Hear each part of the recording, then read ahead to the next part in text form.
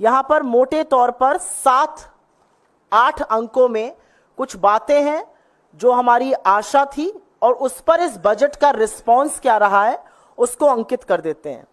सबसे बड़ी बेरोजगारी की समस्या इस देश के सामने है और यह हमारे देश की सबसे बड़ी चुनौती है और आशा थी कि इस बजट में ऐसा कुछ होगा जिससे कि रोजगार का सृजन होगा, बेरोजगारी की समस्या का अंत होगा। छोटी छोटी नौकरियों के लिए लाखों लोग आवेदन देते हैं। रिस्पॉन्स में जो हुआ है वो बहुत कम है। रिस्पॉन्स में जो कॉपी पेस्ट किया गया है वो भी ठीक से नहीं किया गया है और रिस्पॉन्स में कहा गया है कि 2,90,00,000 लोग, 3 तरह की स्कीमों में करीब 2,90,00,000 लोगों को फायदा होगा। ये एक बहुत एग्जैजरेटेड नंबर लगता है, ऐसा नहीं होने वाला है और कहीं ना कहीं रोजगार सृजन का एक बड़ा मौका खो दिया गया है। दूसरी बात महंगाई की। यह देश कमर तोड़ महंगाई से जूझ रहा है। आज होलसेल प्राइस इन्फ्लेशन करीब 3.4% है।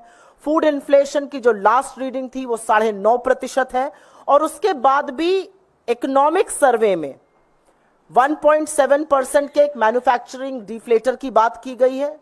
इन नंबर्स को जस्टिफाई करने के लिए विश्व के बड़े बड़े अर्थशास्त्री उस डिफ्लेटर के नंबर से यकीन नहीं रखते हैं और यह भी मानना बड़ा मुश्किल है कि अगर 8.2% जीडीपी ग्रोथ हो रही है तो कृषि सिर्फ 1.4% पे और कंजम्पशन जो 2/3 हिस्सा होता है जीडीपी का वो मात्र 4% पे कैसे ग्रो हो रहा है। खैर, इकोनॉमिक सर्वे में महंगाई पर कुछ सेंटेंसेस, कुछ वाक्य बोले गए थे।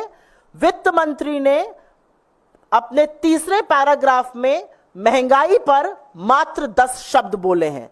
तो महंगाई को खत्म करने की, आम आदमी को राहत दिलाने की, जरूरी सामानों पर टैक्स को कम करने की कोई राहत कहीं दिखाई इस बजट में नहीं दी है। तीसरा जिस पर हम बात करना चाहते हैं वो शिक्षा है और यह सच है कि शिक्षा का बड़े तौर पर गुणवत्ता उसमें कम है। आज बच्चे अपनी क्लास के हिसाब से, आधे से ज्यादा बच्चे अपनी क्लास के हिसाब से, जिस क्लास में वो हैं उस तरह का ना टेक्स्ट पढ़ सकते हैं, ना उस तरह की मैथ कर सकते हैं, ना उस तरह का गणित कर सकते हैं और यह भी माना जाता है कि उस तरह की स्किल नहीं है। तो शिक्षा पर कहीं ना कहीं ध्यान देना जरूरी था। एक और बात, और यह बहुत बड़ी बात, आज की तारीख में यह बहुत गर्म मुद्दा है, यह बहुत बड़ा मुद्दा है और वो मुद्दा नीट का है। नीट की परीक्षा जिस तरह से लीक हुई, नीट वो परीक्षा है जो स्कूल के शिक्षा के बाद होती है, 12वीं के तुरंत बाद की परीक्षा है और आशा थी कि इस पर बजट में कुछ ना कुछ अंकित किया जाएगा, लेकिन नीट पर एक शब्द नहीं बोला वित्त मंत्री ने। स्कूल एजुकेशन का यह हाल है कि लगातार बजट के बनिस्बत स्कूल एजुकेशन के बजट को घटाया जा रहा है और पिछले बार के बजट में 1,16,417 करोड़ रुपए खर्च करने की बात थी, लेकिन जो अनुमानित, जो रिवाइज्ड हुए हैं फिगर्स, उसमें वो 1,08,868 रुपए खर्चा हुआ है। करीब 8,000 करोड़ रुपए एजुकेशन पर, शिक्षा जैसी चीज पर कटौती की गई है।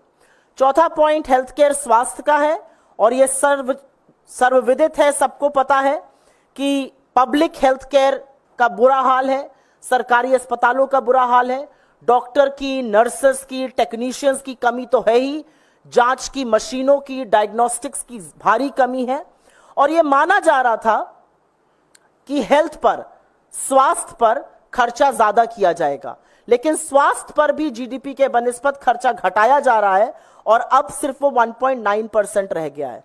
और सुनने की बात यह भी है कि पिछली बार का जो बजटेड अमाउंट था वो 88,956 करोड़ था, खर्च 80,000 करोड़ से कम किया गया, 8,000 करोड़ की से ज्यादा की इसमें भी कटौती की गई। पांचवा जरूरी पॉइंट है कि आय जो थमसी गई है, जो वेज बिल थमसे गए, जो लोगों की इनकम और आय बढ़ नहीं रही है। लगभग 6 साल से लोगों की इनकम एक जैसी प्रतीत हो रही है। वर्ष 2017 से 18, वित्तीय वर्ष 18 से 23 के बीच में जो स्वरोजगार पाते हैं वो 12,800 रुपए कमाते हैं प्रति माह।